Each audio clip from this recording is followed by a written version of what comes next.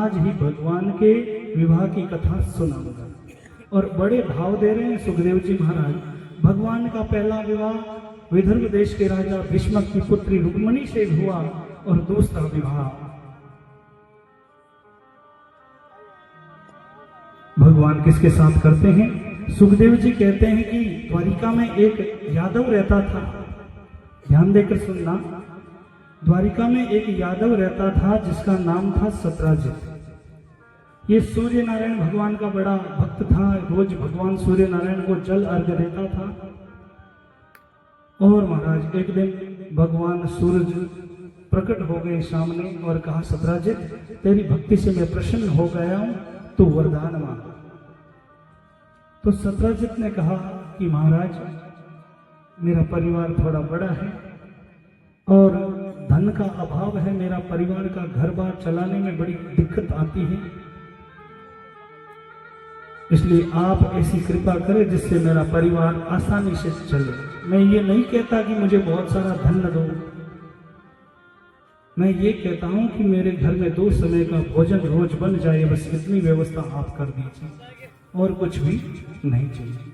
तो भगवान सूर्य नारायण सत्राजित पर प्रसन्न होकर वरदान देते हैं, सत्राजित ये एक मणि देता हूं, इस मणि को तू गले में धारण कर लेना, और जब तक ये मणि गले में रहेगी तब तक तुझे भूख और प्यास नहीं लगेगी, और ये मणि रोज 8 भरी सोना देगी। 8 भरी सोना माने 8 भरी किने कहवे? बताओ माता जी, भरी किने कहवे? भरी 8 भरी तोड़ा ने कहवे, 1 तोड़ा ने भरी कहवे, कटे तोड़ो कहवे, कटी भरी कहवे भाषा। तो और रोज 8 तोड़ा सोनो देवेला और 19 थारो घर बार चालतो रहेला। अब विचार करो महाराज, आदरा भाव में अगर वो 8 तोड़ो सोनो अगर वो मणि रोज देती तो न्याल हो जाता। अब महाराज सूर्य नारायण भगवान वो मणि सत्राजित को देकर अंतर ध्यान हो जाते हैं और वो सत्राजित उस मणि को अपने गले में धारण कर लेता है। और महाराज वो मणि इतनी चमकदार थी कि मानो स्वयं सूर्य नारायण भगवान चल रहे हैं।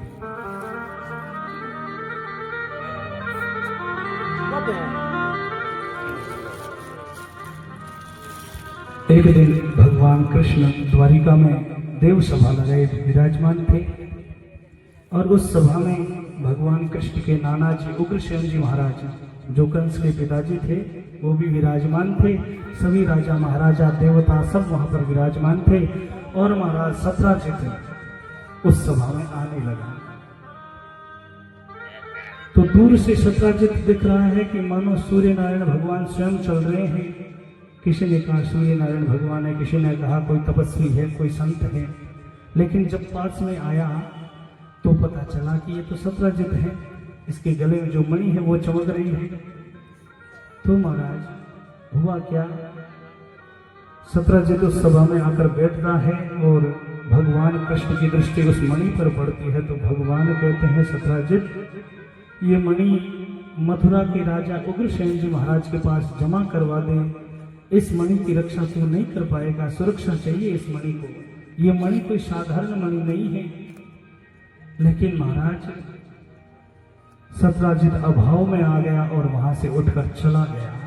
सत्राजित ने सोचा कि ये कृष्ण कन्या बड़ा चतुर है, ये कृष्ण अभी तो इस मणि को अपने नाना उग्रसेन जी महाराज को दे देगा और बाद में खुद ले लेगा। ऐसा भाव आ गया उसके मन में और वहां से बिना बोले चला गया। एक दिन सत्राजित का एक भाई था जिसका नाम था प्रसेनजित। प्रसेनजित ने कहा कि भाई सत्राजित, मैं जंगल में शिकार खेलने के लिए जा रहा हूं, इसलिए तुम्हारे गले में जो ये मणि है ये मुझे दे दे ताकि मुझे रास्ते में भूख और प्यास ना लगे। तो सत्राजित उस मणि को अपने भाई प्रसेनजित को दे देते हैं और प्रसेनजित अपने गले में धारण करके जंगल में जाता है शिकार खेलने के लिए। लेकिन वहां पर एक शेर आता है और शेर प्रसेनजित को मार देता है और शेर के पंजे में वो मणि फंस जाता है। शेर जब अपनी गुफा में गया तो वहां पर एक रीछ राज थे, रीछ राज थे महाराज। रीछ राज का और उस शेर का युद्ध हुआ, युद्ध में शेर मारा गया और उस शेर के पंजे में से उस मणि को रीछराज भालू ने निकालकर अपनी पुत्री को दे दी। ये रीछराज कौन है? भालू कौन है?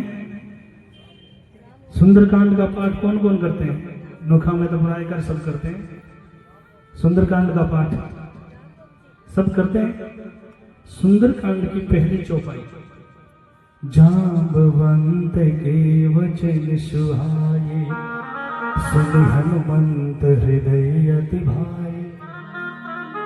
ये रीछराज भालू वही है जांबवंत जी, जो भगवान श्री राम के दूत श्री बालाजी महाराज को शक्ति याद दिलाते हैं। सुंदरकांड की चौपाई शुरू होती है। जांबवंत जी ने ऐसे वचन कहे कि बालाजी महाराज को भाई। जांबवंत के वचन सुहाए, सुनि हनुमंत हृदय अति भाए। जांबवंत जी ने भक्ति ऐसी याद दिलाई कि बालाजी महाराज को वो शब्द भागे और इतने भाई महाराज कि जय श्री राम का जयकारा लगाते ही उन्होंने 7 योजन बड़ा शरीर बना लिया और शरीर बढ़ाकर कहा, जांबवंत जी को पूछा कि महाराज ये जो 7 योजन बड़ा समुद्र है, इसको लांघूं या फिर इसको पी जाऊं? बालाजी ने पूछा कि जांबवंत जी ये जो समुद्र दिख रहा है लंका के बीच में और हमारे बीच में जो 7 योजन बड़ा समुद्र है, इसको मैं लांघ जाऊं, लांघना माने पार कर जाऊं या इसको पी जाऊं? तो महाराज यहाँ पर बड़ा भाव देते हैं कि बुजुर्गों का कहना मानना चाहिए बच्चों को। तो वहां पर जितने भी छोटे छोटे बंदर थे, जो राम जी की सेना थी, उन्होंने कहा कि बालाजी इनको पी जाओ, इस समुद्र को पी जाओ आप, ताकि हम आराम से लंका पर चढ़ाई कर सकते। पर जांबवंत जी ने कहा, नहीं हनुमंत, अगर तू इस समुद्र को पी जाएगा तो सृष्टि का सारा संतुलन बिगड़ जाएगा। जांबवंत जी बड़े समझदार थे, बुद्धिमान थे। ये समझाते हैं, ये सेनापति है।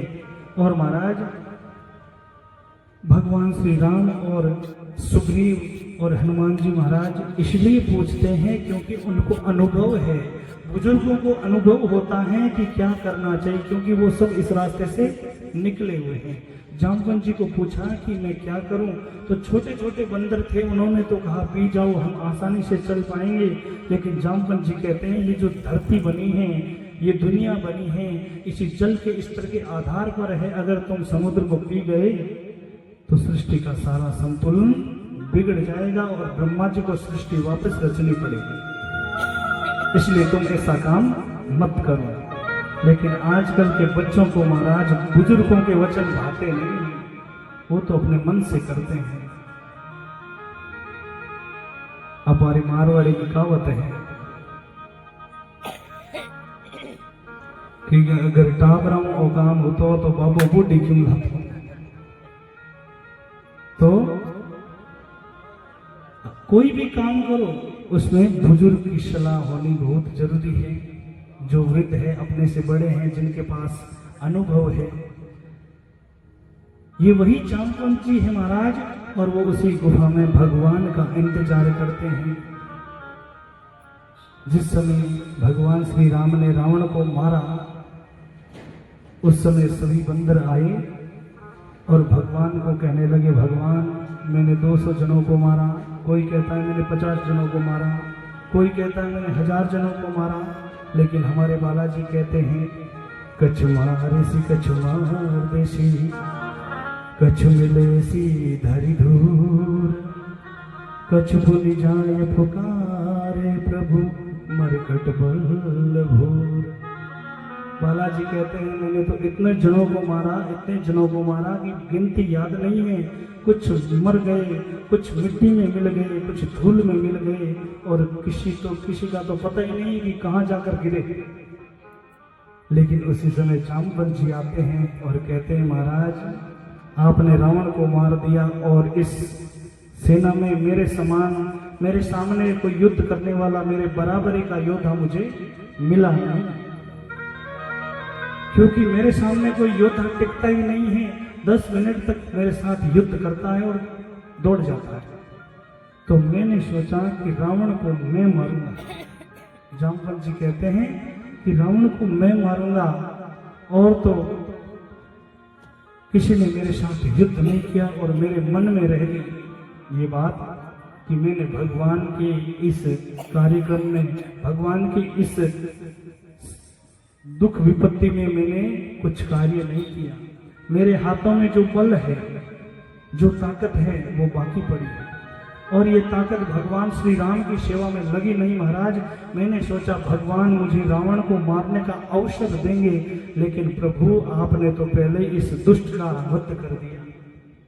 भगवान कहते हैं जो मेरा भक्त होता है, जो मेरी शरण में आता है, जो मेरे साथ रहता है, उसकी मनोकामना मैं पूर्ण करता हूँ। हे जामवंत जी, इस बार तो कोई बात नहीं, इस बार तो दुष्ट का नाश हो गया, लेकिन आपकी ये मन की इच्छा मैं जरूर पूर्ण करूंगा, लेकिन उसके लिए आपको इंतजार करना पड़ेगा। मैं द्वापर युग में कृष्ण के रूप में आऊंगा और तुम्हारे साथ युद्ध करूंगा।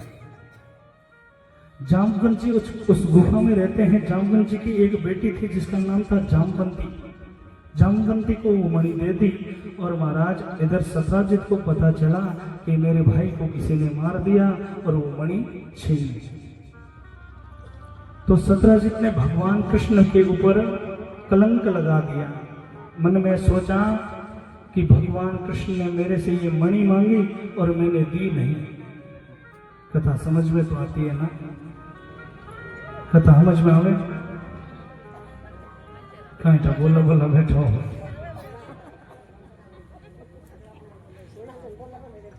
सत्राजित हूँ करो दिद्या करो हड़क से गांठ के ठा पड़तो रहो भाई ते होनो।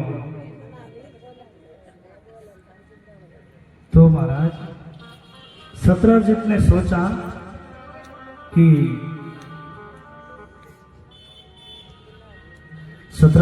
सोचा कि भगवान कृष्ण ने मेरे से ये मणि मांगी और मैंने दी नहीं, और मुझे लगता है वो बचपन में माखन की चोरी करता था, वो गोपियों के वस्त्रों को चोरी कर लेता था, और हो सकता है उसने इस मणि पर अपनी दृष्टि डाली और कैसे भी करके इसने मणि को ले लिया मेरे भाई को मारकर।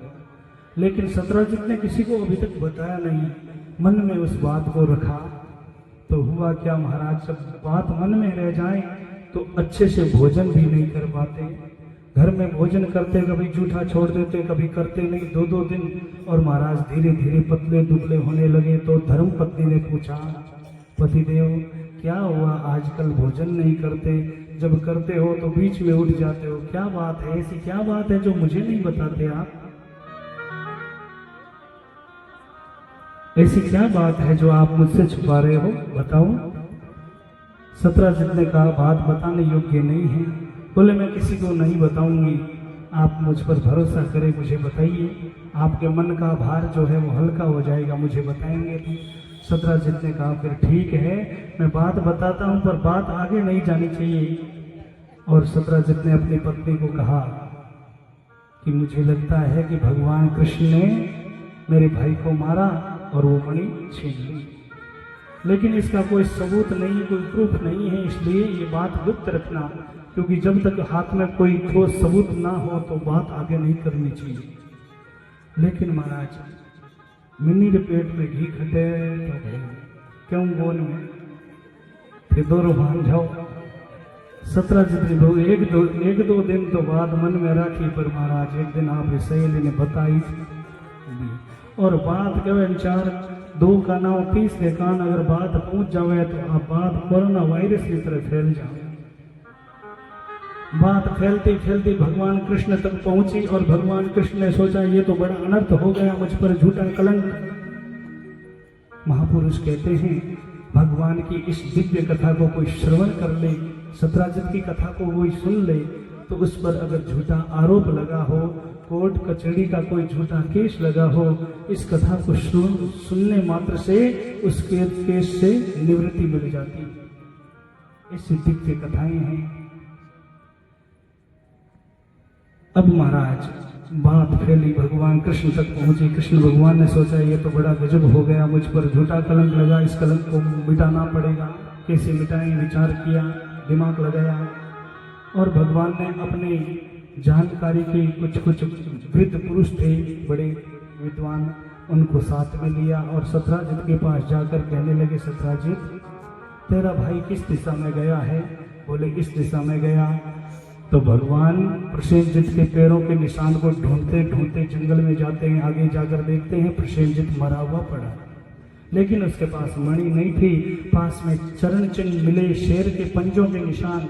भगवान शेर के पंजों के निशान पर चलने लगे। आगे जाकर देखते हैं तो गुफा के द्वार पर वो शेर भी मरा हुआ पड़ा है और उसके पास में भालू जामवंत जी के चरण चिन्ह भगवान ने देखे। भगवान गुफा में प्रवेश करने लगे तो भगवान के साथ में जो व्यक्ति थे उन्होंने कहा, प्रभु कन्हैया हम तो अंदर गुफा में नहीं जाएंगे। भगवान ने कहा, मैं जाऊंगा, आप यहाँ पर बैठिए, अगर 13 दिन में मैं वापस आ जाऊं तो साथ में चलेंगे, और 13 दिन के बाद में आप यहाँ मत रुकना, मैं आ जाऊंगा, आप चले जाइए। भगवान गुफा में प्रवेश करते हैं, अंदर जाकर देखते हैं तो जामवंत की पुत्री जिसका नाम जामवंती था वो उस मणि से खेल रही थी और उस गुफा में बड़ा सुंदर उस मणि का प्रकाश चमक रहा था। भगवान ने सोचा यही मणि है और भगवान गए और जामवंती से वो मणि छीनने लगे तो जामवंती चिल्लाई, पिताजी बचाओ, पिताजी बचाओ। और उसी समय जामवंत जी आते हैं और भगवान के साथ में युद्ध करना प्रारंभ कर देते हैं। भगवान का और जामवंत जी का युद्ध प्रारंभ हो गया। दोनों में घमासान युद्ध चलने लगा। 13 दिन हो गए लेकिन युद्ध पूर्ण नहीं हुआ। 14वें दिन द्वारिकावासी थे वो चले गए। भगवान और जामवंत जी का युद्ध अंदर चल रहा है और 27 दिन तक युद्ध चला। कितने दिन? 1 दिन नहीं, 2 दिन नहीं, 5 दिन नहीं, 10 दिन भी नहीं, 27 दिन तक युद्ध भगवान कृष्ण और जामवंत जी का चला। अब महाराज युद्ध तो चल रहा है लेकिन अब जामवंत जी की जो स्थिति है वो डाउन होते जा रही है, क्योंकि किसके साथ में युद्ध कर रहे हैं? जगन्नाथ के साथ में युद्ध करते हैं। भगवान की मार अगर लग जाए तो सहन कर पाएगा, लेकिन जामवंत जी पर भगवान की कृपा थी। जामवंत जी ने 27वें दिन विचार किया कि जब भगवान श्री राम के साथ में मैं राक्षसों के साथ में युद्ध करता था तो राक्षसी थे वो मेरे सामने नहीं टिक पाते थे, और मेरे साथ जो ये व्यक्ति युद्ध कर रहा है ये कोई साधारण व्यक्ति है नहीं, ये कोई छोटा मोटा व्यक्ति नहीं है, क्योंकि मेरे सामने युद्ध करने वाला अगर साधारण मनुष्य हो तो वो आधी घड़ी से ज्यादा टिक नहीं पाता। ये कोई साधारण नहीं है, ऐसा विचार कर रहे हैं और युद्ध कर रहे हैं। उसी समय जामवंत जी के नाखूनों से भगवान के गले में जो दुपट्टा था, जामवंत जी के हाथ में नाखून, और उस नाखून से वो दुपट्टा नीचे गिर गया, और जैसे ही दुपट्टा नीचे गिरा भगवान की छाती पर भृगु तालिका दिखी।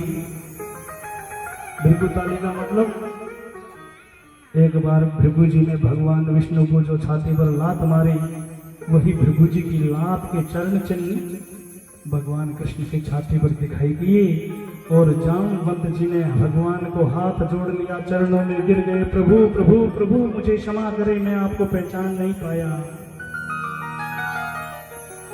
प्रभु मैं आपको पहचान नहीं पाया।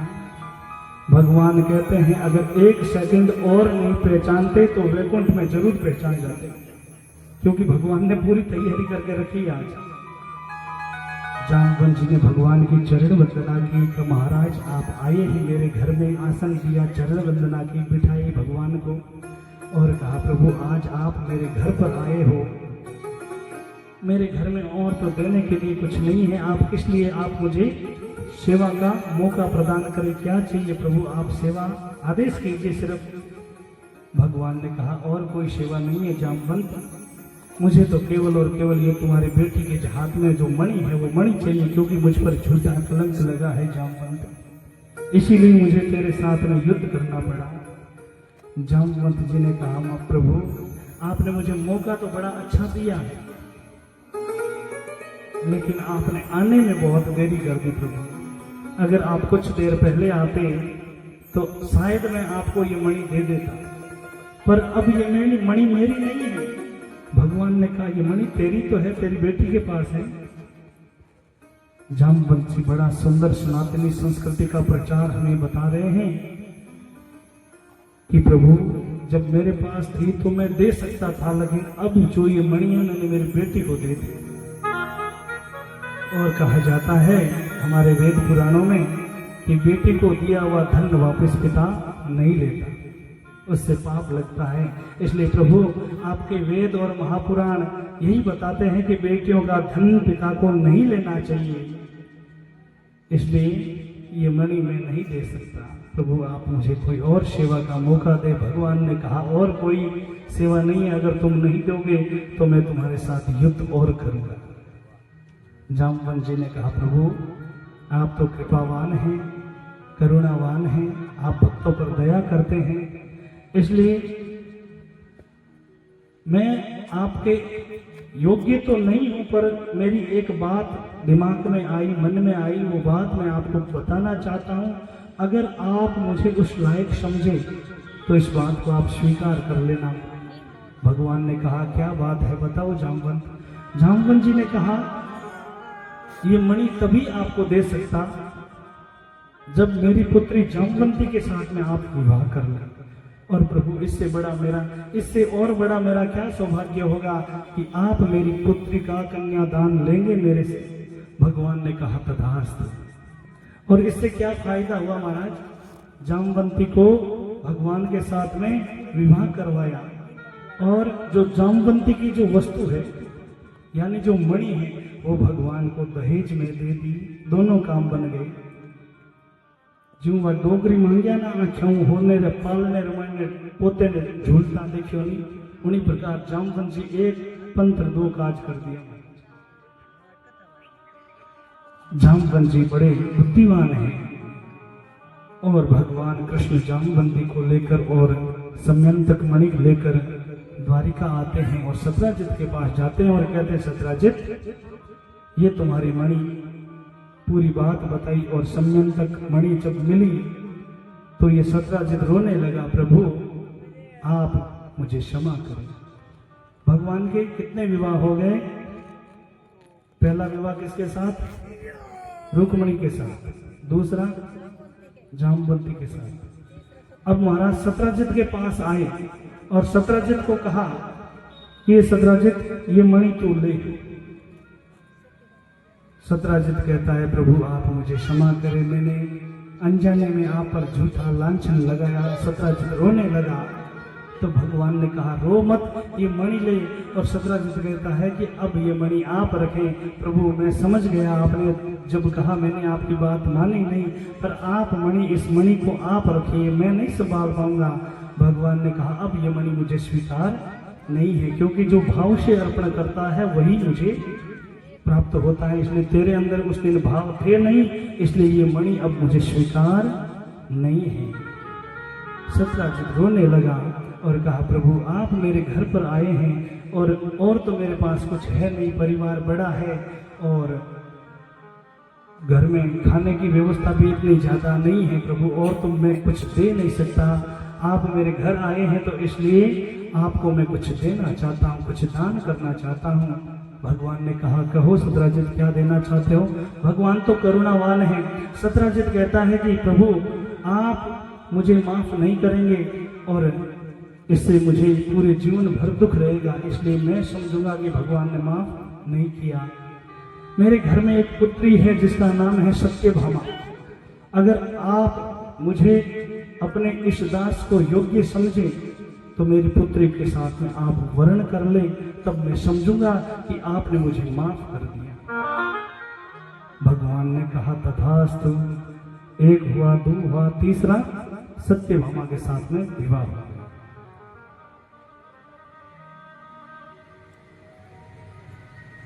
अब महाराज भगवान कृष्ण के साथ एक दिन रथ में बैठकर भगवान का चौथा विवाह सुन रहे हैं। गिनती याद राख जो मन याद कम रहे हो। भगवान रे ब्याह कितना हो गया? 2 या किर साथ बताओ। बहुत सुंदर, जोरदार ताली से स्वागत। भगवान रा 3 ब्याह हुआ, चौथे ब्याह की कथा आप सुना। तो भगवान एक दिन अर्जुन रे साथे बैठ रथ रे महीने और वृंदावन री परिक्रमा करने वास्ते गया। तो वृंदावन में यमुना जी बैठे। यमुना जी रे किनारे एक कन्या थी जो तपस्या करे। यमुना जी के किनारे एक कन्या थी जो तपस्या कर रही थी। वो सूर्य नारायण भगवान की पुत्री, नाम था कालिंदी। क्या नाम था? सूर्य नारायण की पुत्री, नाम था कालिंदी। भगवान ने देखा वृंदावन के धाम पर आया है, मतलब मेरी शरण में आया है। अर्जुन जाकर पूछो ये कौन है और यहाँ पर क्या कर रही है। अर्जुन रथ से उतरकर जाता है, कालिंदी के पास जाकर पूछते, कन्या तुम कौन हो? राजकुमारी आप कौन हो और यहाँ पर क्यों बैठी हो? पूछा तो कालिंदी ने बताया कि मैं सूर्य नारायण भगवान की पुत्री हूँ और मेरा नाम है कालिंदी। बोले यहाँ पर क्या कर रही हो? बोले यहाँ पर भगवान श्री कृष्ण की रमण रहती है, इसलिए मैं भगवान की शरण में आई हूँ और भगवान को मैं अपना पति मान चुकी हूँ और मैं भगवान कृष्ण को प्राप्त करने की तपस्या कर रही हूँ, इसलिए भगवान मुझे स्वीकार करे। अर्जुन दौड़ा दौड़ा भागा भागा भगवान कृष्ण के पास आता है और कहता, प्रभु तैयारी कर लो चौथे ब्याह की। और महाराज जैसे भगवान ने सुना कि कालिंदी मुझे प्राप्त करना चाहती है तो भगवान भक्तों को कभी मना नहीं कर सकते। अर्जुन को आदेश दिया कि उसको बोलो कि बैठे रथ में। कालिंदी को आदेश मिला, कालिंदी रथ में बैठी द्वारिका आया और भगवान का विवाह कालिंदी के साथ हुआ। कितना ब्याह हुआ? 4। सुखदेव जी महाराज अर्जुन ने 5वें विवाह की कथा सुनाई। उज्जैन नगरी में एक राजा हो, उन राजा रे 2 बेटा और 1 बेटी ही। बेटे रो नाम हो विंद और दूसरे रो नाम हो अरविंद और बेटी रो नाम हो मित्र वृंदा। राजा तो महाराज राजा रो देहांत हो गयो। राजा रो 2 बेटा हाँ कोणा रे हाथ में राज, लेकिन ये दोनों ही बेटा महाराज कौरवों रे दुर्योधन रे भाता में आएगा। लोभ लालच रे मन में आए, लोभ लालच रे आधीन हुआ और दुर्योधन इन्हें ये दोनों भाइयों ने विंद और अरविंद ने लोभ लालच दे दियो। और महाराज लोभ लालच कहीं दियो? दुर्योधन कहे अगर दुर्योधन खने राज घणो इन वास्ते अभी लोभ रे वसीभूत होया। और महाराज दोनों भाई आपस में विचार करियो कि बहन रो स्वयंवर रखा और बहन ने सिखा देवा कि भाई दुर्योधन आवे तो दुर्योधन के गले रे मायने पुष्पमाला पहना दीजिए ताकि दुर्योधन अपारो रिश्तेदार बन जावेला तो दुर्योधन कुछ राज है जो को आपा ने दे देवेला। तो महाराज मित्रविंदा ने ये दोनों भाई समझावे कि दुर्योधन आवेला स्वयंवर में घना राजकुमार आवेला और उन राजकुमारा रे मायने केवल और केवल दुर्योधन ने माला पहरानी है। मित्रविंदा कहती है, ए भाई मैं तो अपने मन ही मन भगवान कृष्ण को अपना पति मान चुकी हूँ, दुर्योधन को कैसे पति बनाऊं बताओ। मेरे पति तो श्याम हैं, इसलिए मैं श्याम को वरमाला पहनाऊंगी। बहनों को बहुत समझाया लेकिन मित्रविंदा तो एक ही शब्द निकालती है, भगवान श्री कृष्ण के साथ में विवाह करना चाहती है। तो इन्होंने मित्रविंदा के साथ में छल किया, स्वयंवर रखा और भगवान कृष्ण को न्योता नहीं दिया। सभी राजकुमार आए लेकिन भगवान कृष्ण नहीं आए। और महाराज उस भरी सभा में मित्रविंदा को बताया नहीं कि कृष्ण को हमने न्योता नहीं दिया। मित्रविंदा के हाथ में वरमाला दी और उस भरी सभा में मित्रविंदा भगवान कृष्ण को ढूंढ रही है लेकिन भगवान तो आए नहीं। मित्रविंदा ने 4 चक्कर निकाले, सभी राजकुमारों के आगे से निकलती हुई निकली लेकिन किसी को वरमाला नहीं पहनाई सिवाय कृष्ण के। लेकिन कृष्ण तो वहां पर है नहीं। तो मित्रविंदा ने सोचा भाइयों ने मेरे साथ छल कर लिया, भगवान को बुलाया नहीं और अब तो मैं धर्म संकट में पड़ गई। अगर आज भगवान नहीं आए तो मैं यहीं पर अपने प्राण त्याग दूंगी। और मन ही मन महाराज भगवान कृष्ण को याद करने लगी, कीर्तन करने लगी भगवान को। जय जय राधा हो जय जय राधा, जय जय राधा रमण हरि बोल, जय जय राधा रमण हरि बोल, जय राधा रमण हरि बोल, जय जय राधा रमण हरि बोल, जय जय राधा जय जय राधा रमण हरि बोल, जय जय राधा रमण हरि बोल,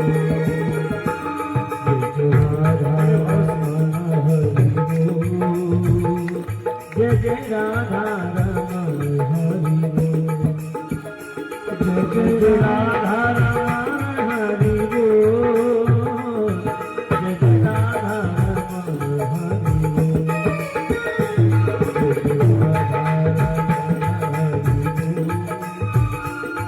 जय जय राधा रमण हरि बोल, जय जय राधा रमण हरि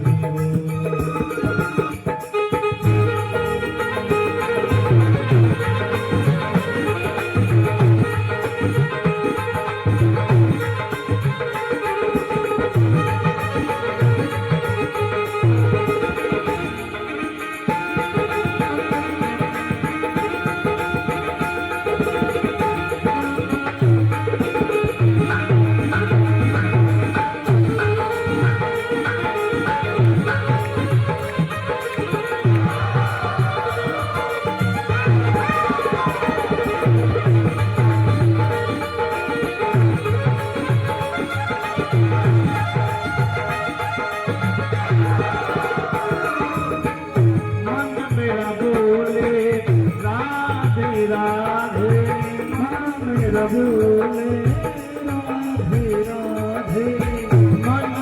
बोले राधे राधे, मन मेरा बोले राधे राधे, तन मेरा बोले राधे राधे, तन मेरा बोले राधे राधे, जय जय राधा जय राधा जय जय राधा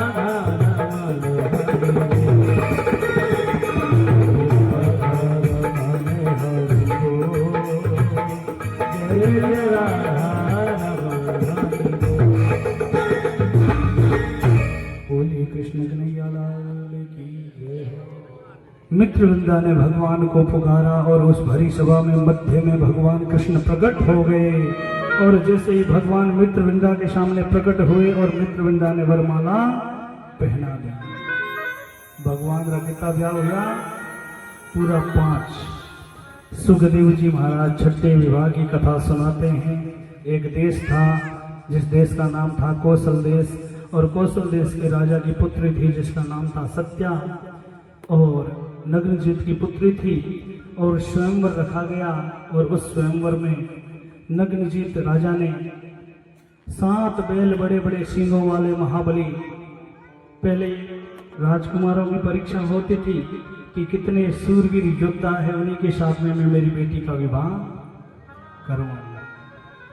तो स्वयंवर रखा, राजाओं को बुलाया, और महाराज राजा राजकुमार महाकुमार सभी आए, लेकिन कोई भी उन 7 बैलों को एक साथ में बींद नहीं पाया। जो नाथ बींदते हैं ना, वो नथनी करके 7 बैलों को एक साथ में राजा के हाथ में रस्सी पकड़ा दे, ऐसा कोई शूरवीर नहीं मिला। तो उसी सभा में भगवान कृष्ण भी आए हुए थे, और भगवान ने अपने अद्भुत योग माया के अदृश्य रूप से 7 रूप बनाए, और एक ही पलक में 7 बैलों को नथनी करके उन बैलों की रस्सी राजा के हाथ में थाम दी, और भगवान का विवाह सत्या के साथ होता है। कितना ब्याह हुआ? 6। अब ब्याह फटाफट हुए लाओ, ध्यान देर सुन लो, क्योंकि आजकल विवाह भी वेदों को घुमाकर कर दिया है। अगर घर के मालिक ने अगर टाइम नहीं हुए और कोई बड़ा लोग आने वाला हुए तो क्या मरा चौरीरा फेरा 15 मिनट में होना चाहिए। पर मैं तो कहता हूँ वेदों को कभी मत घुमाइए, और जिस दिन वेदों ने हमें घुमा दिया तो हम कहीं के भी नहीं रहेंगे, क्योंकि विवाह आदि जैसे भी जो मांगलिक बंधन है उस बंधनों में कभी वेद को छोड़कर अपने समय के अनुसार कार्यक्रम कभी मत करवाइए, क्योंकि वेद जो कहते हैं, वेद और शास्त्र उसी के आधार पर हमें चलना चाहिए। अब महाराज भगवान के कितने विवाह हुए? 6 विवाह हो गए। कौशल देश के राजा की पुत्री सत्या के साथ भगवान का विवाह हो गया। 7वां विवाह सुखदेव जी राजा परीक्षित को सुनाते हैं। एक देश था जिसका नाम था कैकेयी देश, और कैकेयी देश के राजा की पुत्री का नाम था भद्रा। और महाराज भगवान इस भद्रा का भी अपहरण करके लाकर विवाह कर लेते हैं। और भद्रा भी भगवान की परम भक्त थी, भगवान कृष्ण को अपना पति मान चुकी थी।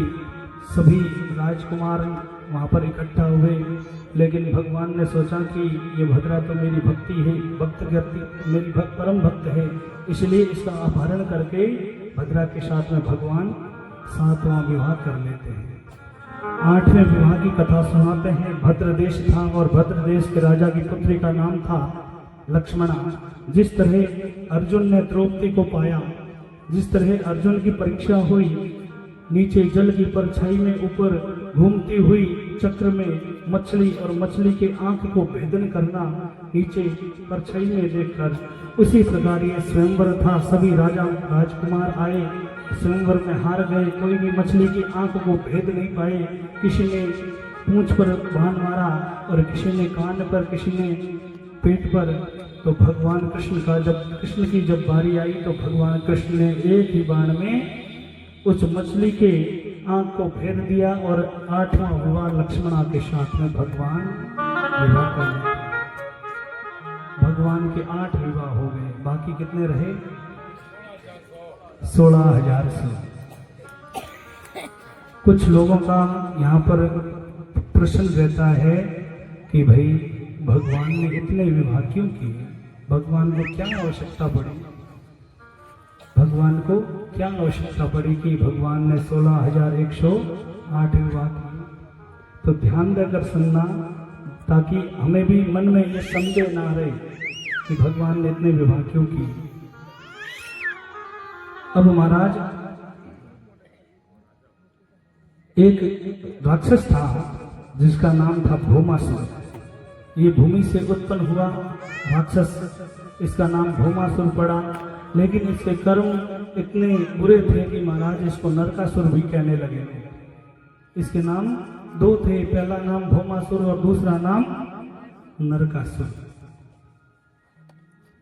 ये बड़ा दुष्ट था महाराज, और इसने क्या किया कि मन में विचार किया कि मैं 20,000 कन्या के साथ में विवाह करूंगा। कितनी कन्याओं के साथ में?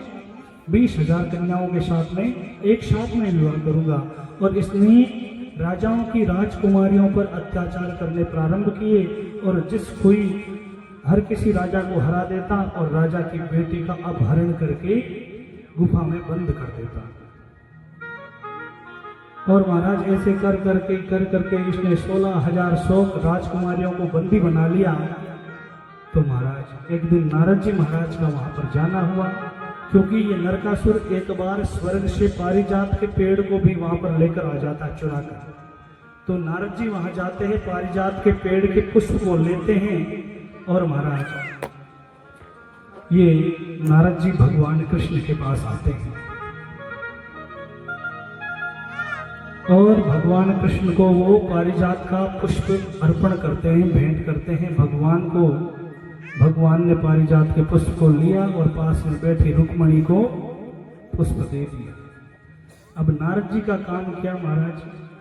जिस घर में झगड़ा नहीं हो, उस घर में अगर नारद जी का पग फेरा हो जाए, नारद जी के पैर पड़ जाए, तो उस घर में झगड़ा हो जाता है। तो नारद जी ने सोचा कुछ नहीं तो कुछ उस राजकुमारियों का भी उद्धार करना पड़ेगा।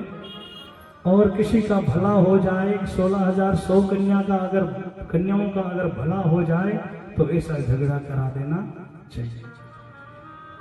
नारद जी भगवान की स्तुति करके सत्यभामा के पास जाते हैं, जो सत्राजित की बेटी थी ना, उसके पास जाते हैं, जहाँ पर रानियां निवास करती है द्वारिका में।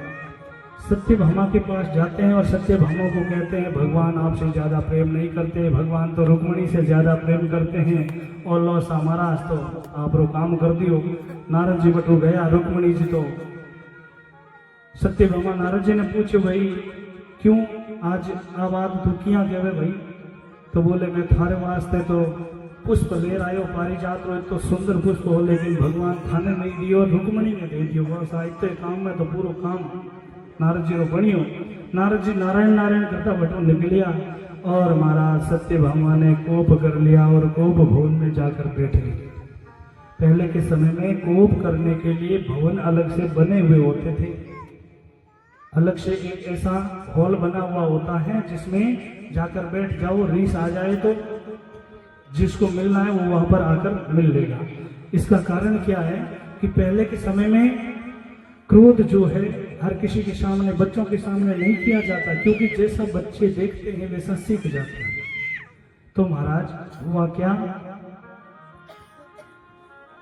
ये सत्यभामा वहां पर कोप करके बैठ जाते हैं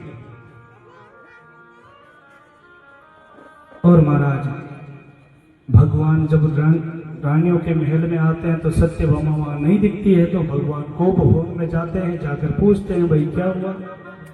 तो उसने कहा, आप मुझसे तो प्रेम करते नहीं, आपने तो पुष्प मुझे नहीं दिया, आपने तो रुक्मिणी को दे दिया। वो 1000 बातों महाराज छोटी छोटी बातें ले रहे थे। भगवान कहते हैं, सत्यभामा इतनी छोटी सी बात, इतनी छोटी सी बात पे इतना बड़ा गुस्सा, एक पुष्प की ही तो बात है, चलो मैं तुम्हें सारा पुष्पों का पेड़ ही भेंट कर देता हूँ। और भगवान गरुड़ जी पर सवार होते हैं, साथ में सत्यभामा को बिठाते हैं और प्रयागराज ज्योतिषपुर जाते हैं, जहाँ पर वो नरकासुर गुफा में रहता है। भगवान जाते हैं, गुफा के बाहर एक दैत्य खड़ा जिसका नाम है मुर नाम का एक राक्षस था। भगवान ने उसका उद्धार किया, इसलिए भगवान का नाम पड़ा मुरारी। श्री कृष्ण गोविंद हरि मुरारी। जो मुरारी शब्द लगता है वो ऐसे दुष्ट मुरारी का, मुर नाम के राक्षस का उद्धार किया, इसलिए भगवान का नाम ये मुरारी पड़ा। हम पिछले 6 दिनों से आज 7वां दिन है, कथा सुनते आए। भगवान का कुछ न कुछ नाम पड़ता जाता है, कभी दामोदर पड़ता है, कभी माखन जोर पड़ता है, कभी गोपाल, कभी गोविंद, और आज भगवान का नाम क्या पड़ा? मुरारी। और भगवान गुफा में जाते हैं, नरकासुर को समझाते हैं, भाई तू ऐसा अत्याचार मत कर, तू राजाओं की बेटियों का अपहरण मत कर। पर महाराज वो युद्ध करने के लिए तैयार हो जाता है, पर मानता नहीं है। तो भगवान ने अपने हाथ में सुदर्शन चक्र को प्रकट किया और एक ही प्रहार में उस भौमासुर को मार दिया। भगवान की भगवान ऐसे दुष्टों का संहार करते हैं। जब से जन्म लिए हैं, जब से अवतार लिए, भगवान राक्षसों को मारना ही काम, इसी काम में लगे हैं। और भौमासुर को मारा तो महाराज भगवान को दृष्टि पड़ी उस कैद खाने पर।